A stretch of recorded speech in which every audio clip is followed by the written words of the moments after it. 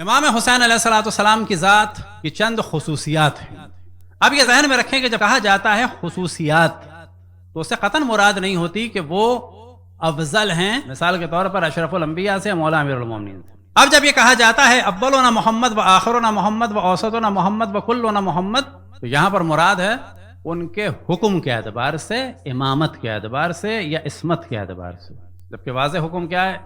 الحسن والحسین، جو اشرف الانبیاء نے فرمایا سید شباب اہل جنہ، اس کے بعد کیا ہے؟ وابوہما خیر منہما۔ امام حسن عسکری علیہ السلام ارشاد فرماتے ہیں نحن حجج اللہ علی العباد وجدتنا فاطمۃ الزہرا حجت اللہ علینا، ہم اللہ کی حجت ہیں بندوں پر اور ہماری جدہ حضرت فاطمہ سلام اللہ علیہا حجت ہیں ہم پر۔ تو بعض چیزوں میں تو معصومین مشترک ہیں، وہ کس اعتبار سے کہ ان کا قول اللہ سبحانہ و تعالیٰ کا قول ہے، ان کی مخالفت اللہ سبحانہ و تعالیٰ کی مخالفت ہے، ان کی اطاعت اللہ سبحانہ و تعالیٰ کی اطاعت ہے۔ لیکن ظاہر ہے کہ اشرف الانبیاء صلی اللہ علیہ وآلہ وسلم سب سے بلند ہیں۔ مولا امیر المؤمنین کے بارے میں واضح ہے کہ امام حسین سے قطعاً افضل ہے، جناب سیدہ کا مقام قطعاً افضل ہے۔ یہ ایک الگ موضوع ہو گیا۔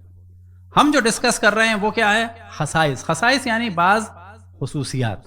اب مثال کے طور پر جب ظہور ہوگا امام زمان علیہ السلام کا تو اصل عمر تو اس وقت پتہ چلے گی، جس وقت ظہور ہے کہ اس وقت آپ کتنے سال کے ہیں۔ لیکن کیا وہ عمر کسی بھی نبی اور امام کو ملی ہے؟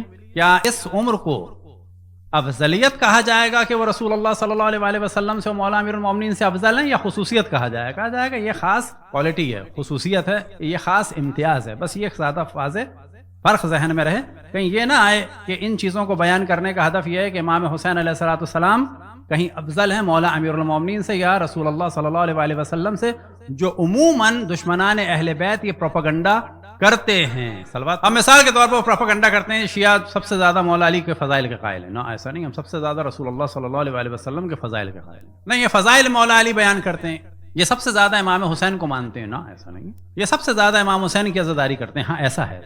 وجہ کیا ہے؟ وجہ یہ ہے کہ سب سے زیادہ فضائل ائمہ میں مولا امیر المؤمنین کے ہیں۔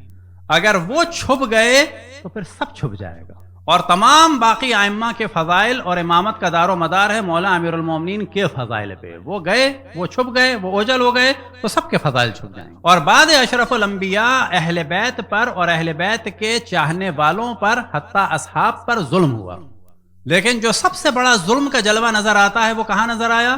کربلا میں نظر آیا۔ اگر وہ سب سے بڑا ظلم کا جلوہ چھپ گیا تو پھر سب چھپ جائے گا۔ یہ اصل لاجک ہے۔ بس فضائل سب سے زیادہ بیان ہوتے ہیں ائمہ میں کس کے؟ مولا امیر المومنین کے، اور مصائب سب سے زیادہ کس کا بیان ہوتے ہیں؟ امام حسین علیہ السلام۔